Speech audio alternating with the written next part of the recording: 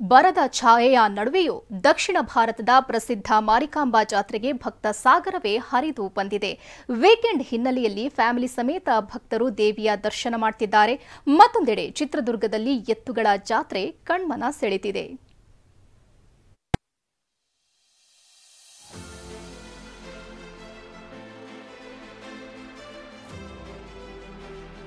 ಕಾಲಿಡೋಕು ಜಾಗವಿಲ್ಲ. ಕಣ್ಣು ಹಾಯಿಸಿದಷ್ಟು ದೂರ ಭಕ್ತ ಸಾಗರವೇ ಸೇರಿದೆ. ದೇವಿಯ ದರ್ಶನಕ್ಕೆ ತಳ್ಳಾಟ ನೂಕಾಟ, ಅಂಗಡಿ ಮುಂಗಟ್ಟುಗಳು ತುಂಬಿ ತುಳುಕುತ್ತಿವೆ. ಬರ ಬಿಸಿಲಿನ ನಡುವೆಯೂ ಮಾರಿಕಾಂಬಾ ಜಾತ್ರೆಯಲ್ಲಿ ಭಕ್ತ ಕೋಟಿ ಸಂಭ್ರಮಿಸುತ್ತಿದೆ.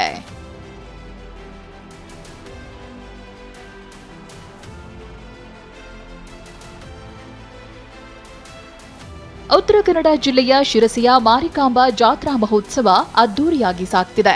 ರಾಜ್ಯದಲ್ಲಿ ಬರದ ಛಾಯೆ ಆವರಿಸಿದೆ. ಕೃಷಿ ಚಟುವಟಿಕೆಗಳು ಸ್ತಬ್ಧವಾಗಿವೆ.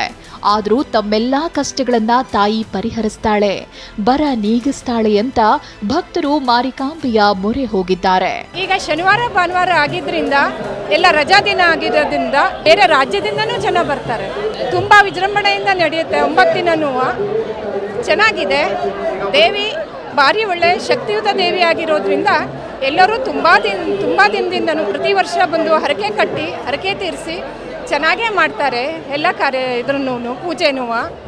ರಾಜ್ಯ ಹೊರ ರಾಜ್ಯಗಳಿಂದಲೂ ಲಕ್ಷಾಂತರ ಭಕ್ತರು ಜಾತ್ರೆಗೆ ಆಗಮಿಸುತ್ತಿದ್ದಾರೆ. ಕುಟುಂಬ ಸಮೇತರಾಗಿ ಬಂದು ಭಕ್ತಿ ಭಾವ ಸಮರ್ಪಿಸುತ್ತಿದ್ದಾರೆ. ಜಾತ್ರೆಯಲ್ಲಿ ರೌಂಡ್ಸ್ ಹಾಕ್ತಾ ಉತ್ತರ ಕರ್ನಾಟಕ ಸ್ಪೆಷಲ್ ಮಂಡಕ್ಕಿ, ಕರದಂಟು, ಸಿಹಿ ತಿಂಡಿಗಳನ್ನ ಸವಿದು ಎಂಜಾಯ್ ಮಾಡ್ತಿದ್ದಾರೆ. ವೀಕೆಂಡ್ನಲ್ಲಿ ಜನಸಾಗರ ನೋಡಿ ವ್ಯಾಪಾರಿಗಳು ಫುಲ್ ಖುಷ್ ಆಗಿದ್ದಾರೆ.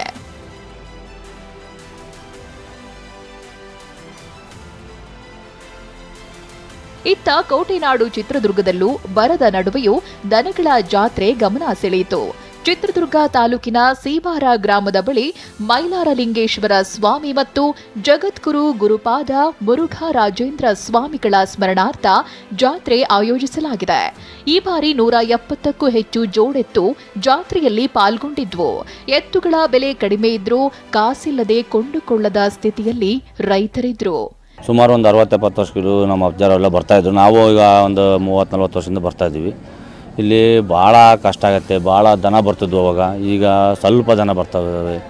ಅವನ್ನ ಮೇವು ನೀರಿಗೆ ಕಷ್ಟ ಆಗಿ ಎಲ್ಲ ಇಲ್ಲಿಗೆ ಅಕ್ಕೆ ಬಂದಿದ್ವಿ. ಮೇವಿಲ್ಲ, ಊರಾಗ ನೀರೂ ಇಲ್ಲ, ಮೇವೂ ಇಲ್ಲ. ಹಂಗಾಗಿ ಮೇವು ನೀರಲ್ಲಿ ಅಕ್ಕೆ ಬಂದರೆ ಕೇಳಾರ್ದಕ್ಕಿಲ್ಲ, ಏನಿಲ್ಲ ಇಲ್ಲಿ. ಸದ್ಯ ಅನ್ನದಾತರು ಮುಂಗಾರು ಎದುರು ನೋಡ್ತಿದ್ದಾರೆ. ತಮ್ಮ ಆತಂಕ ಬದಿಗಿಟ್ಟು ದೇವರ ಮೊರೆ ಹೋಗಿದ್ದಾರೆ. ಜಾತ್ರಾ ಮಹೋತ್ಸವದಲ್ಲಿ ಎಂಜಾಯ್ ಮಾಡ್ತಿದ್ದಾರೆ. ಚಿತ್ರದುರ್ಗದಿಂದ ಬಸವರಾಜ್ ಜೊತೆ ಸೂರಜ್ ಒದ್ದೂರೆ, TV9 ಉತ್ತರ ಕನ್ನಡ.